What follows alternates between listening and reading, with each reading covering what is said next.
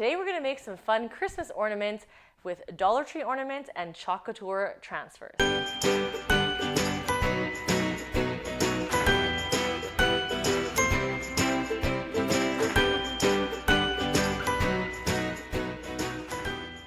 So we found these cute little Dollar Tree ornaments, right? And we're going to put some chalk transfers on. Seth's already picked out his.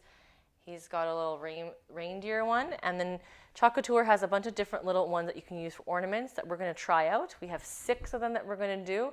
Very simple to do. Make sure your chalk paste is ready to go. It's at the right consistency.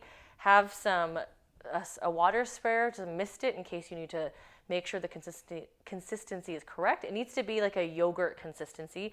I have been using the microwave, but what I find is once that happens, it kind of crusts over a little bit, so you got to make sure you stir it. And then we'll just take the squeegee and we'll show you what we're going to do.